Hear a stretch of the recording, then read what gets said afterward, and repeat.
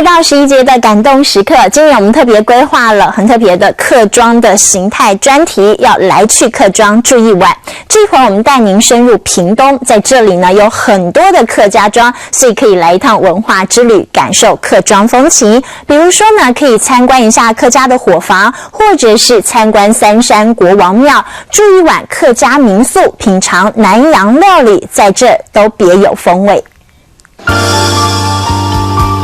简朴的氛围里遇见古色古香的传统客家建筑，这里是屏东建工，保留相当多客家伙房，总是吸引游客探访。这边就是我们客家传统的住宅。走进客家伙房，客家生活的点滴，这里也能看得到，像是灯梁上的天丁灯是有意涵的哦。只要家族里每天一个男丁，就会在灯梁上挂上一只灯笼。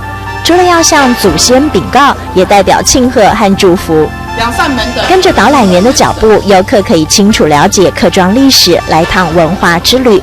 也不能忘记到三山国王庙虔诚祭拜。这边呢就是大国王，这边的是二国王，这边是三国王。近100年的庙宇，见证客家先民以垦的艰辛，也维系着在地居民共同的生活记忆。不能错过的还有建工保存完整的爱门，这是早年防守聚落之门，用来抵抗外敌，所以又成为了山门。一直到现在，这个门已经被屏东县政府列入县级的3级古迹。那最重要的就是要强化我们客家人互相帮助的那种精神。那之后小孩都会来这边玩。当年的城墙变成古迹，有历史的意义，也能感受客庄风情。想要住上一晚民宿，很有客家味。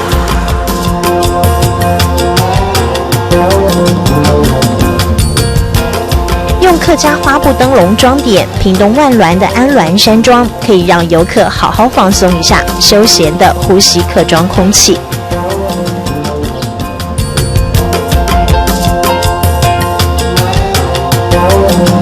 环境宜人，虫鸣鸟叫，睡上一晚，疲劳全消。